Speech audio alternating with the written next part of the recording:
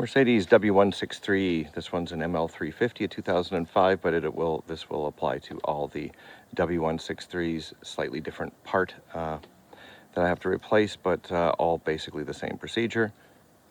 Alternator.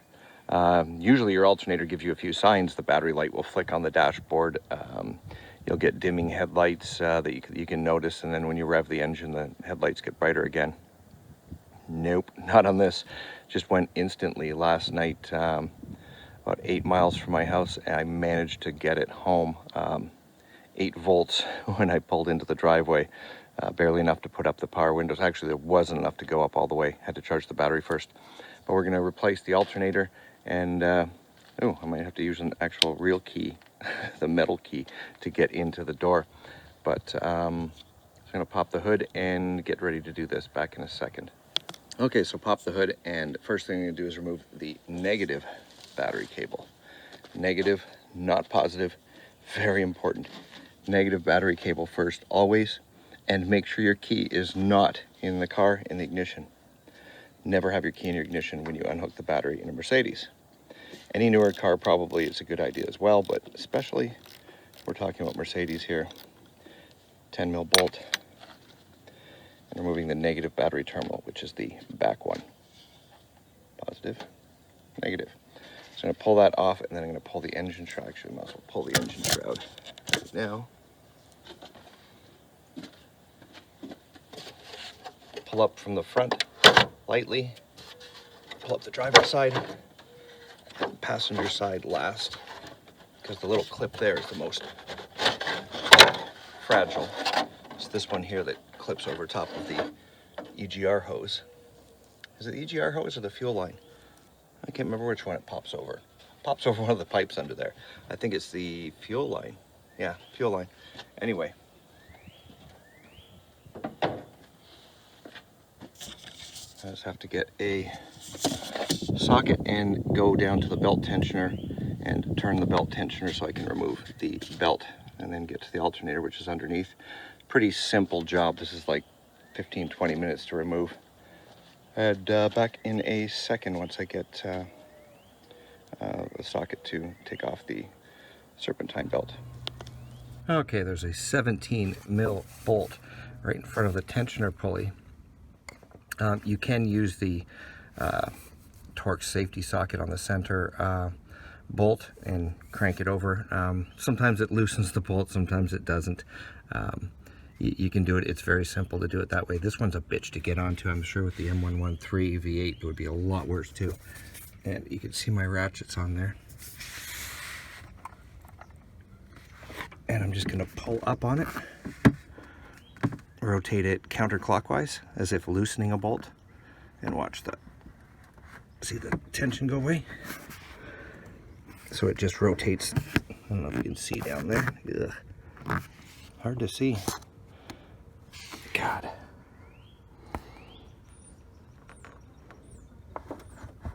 No, it's hard to show you. Sorry. Cameras don't go everywhere. Okay, so now we're going to pull the airbox out. 2 clips on the front. Back, sorry.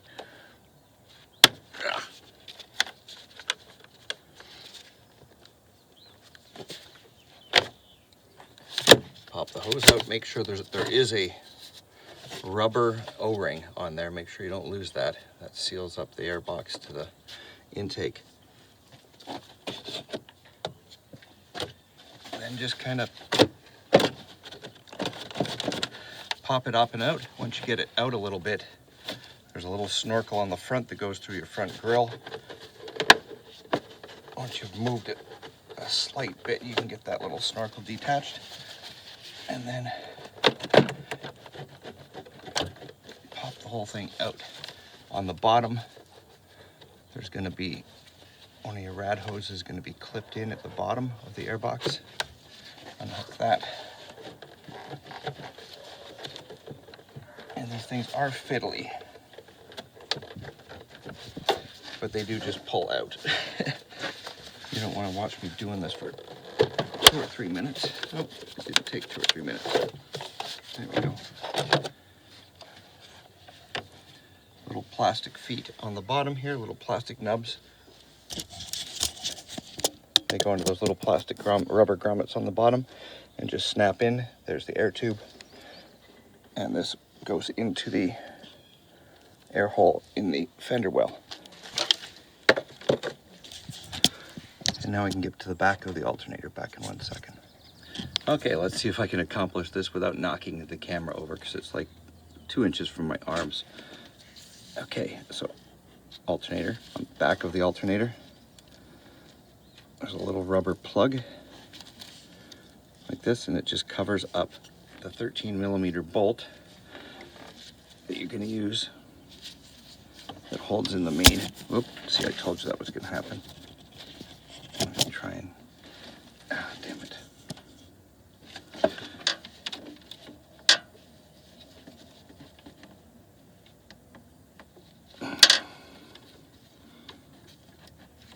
Gotta go in the correct direction.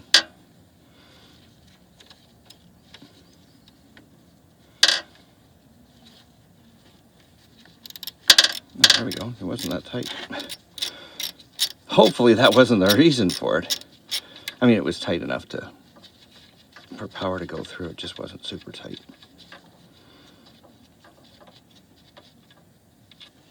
Okay, so there's the bolt that was holding it on, the nut.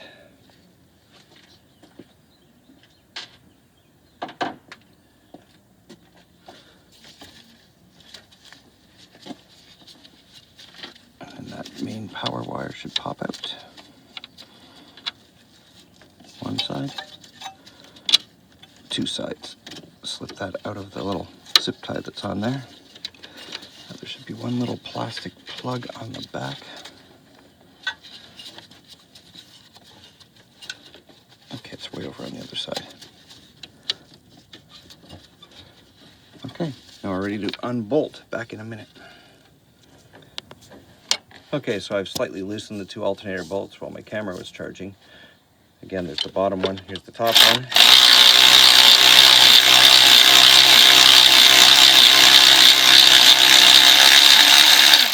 And this is an E14 Torx, which is the reverse Torx. E14 is the size. It may differ on your car depending on the year. I don't know if they use different sizes on different years or not.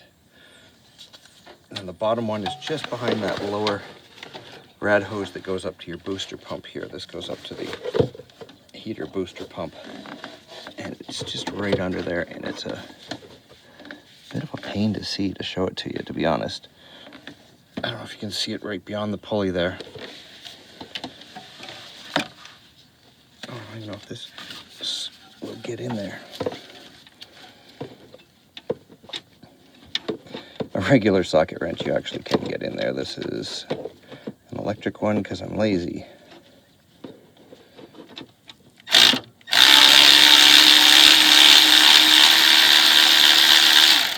Okay, apparently that did loosen it.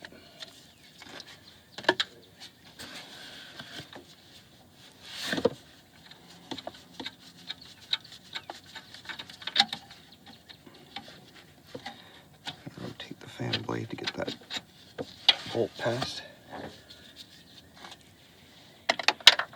Again, it's also an E14. They're both the exact same size and length. Now we should just be able to grab the alternator and yank it out if it wants to come.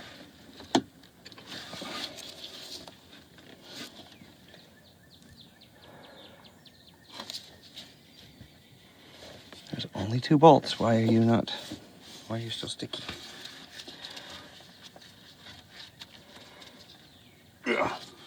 Back in 1 second. I just want a little bit of persuasion. Just gently prying it out from under between the engine block.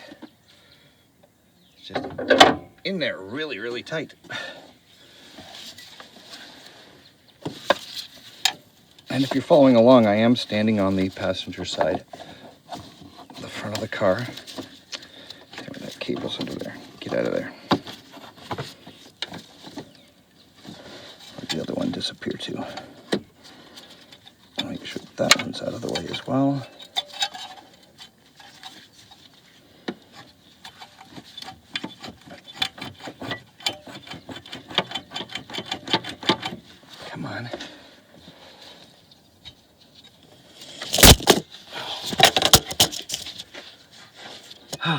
Anyway, I'm just pulling that thing out. Sorry, I can't work around the camera here.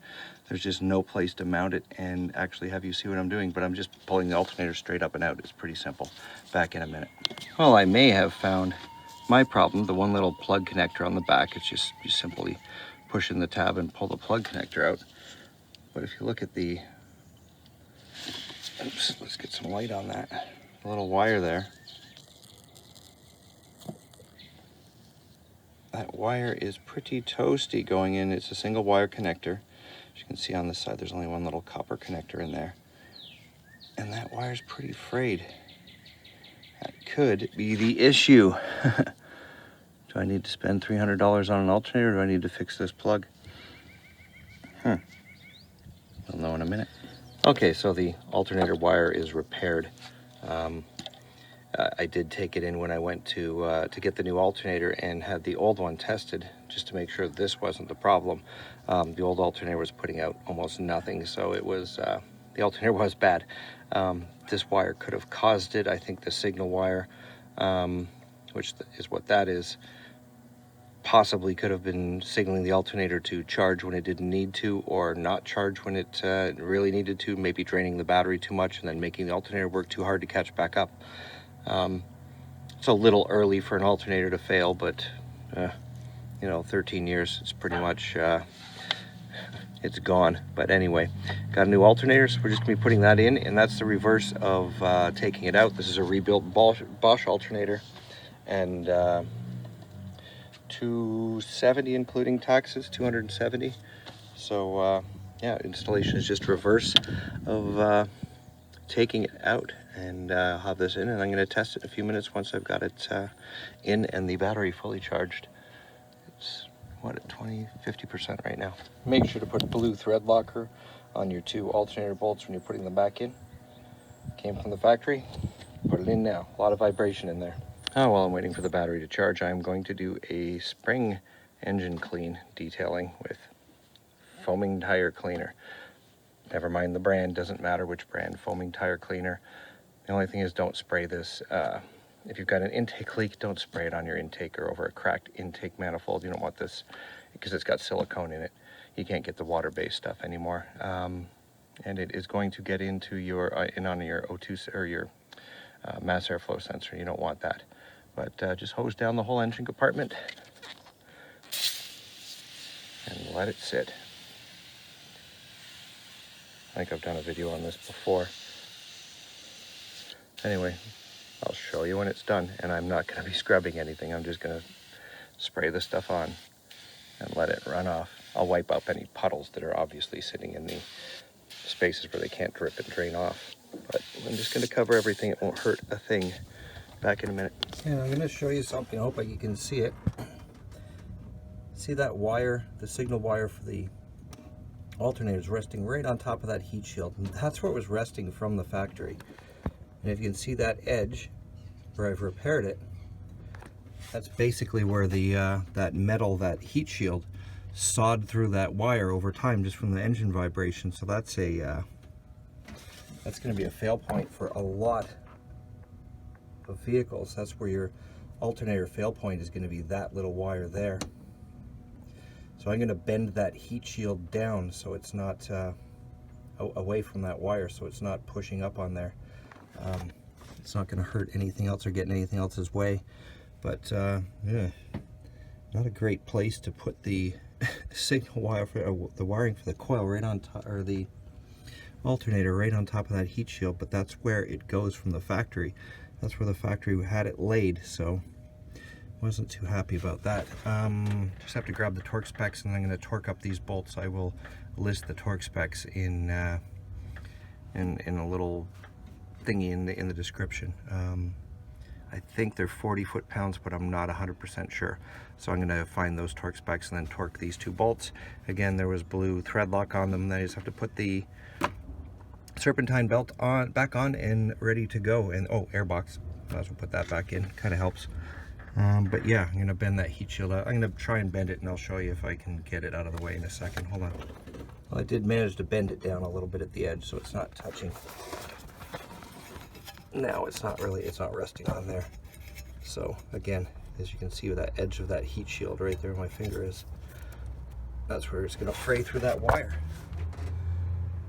So if you have a chance, if you're under your car, take a look there and see if your wire's frayed there, and put some extra insulation on there, wrap it with some electrical tape, something to keep it, to protect it.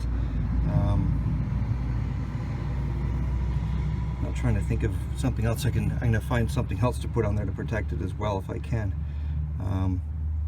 Maybe some foam mounting tape on the top edge of that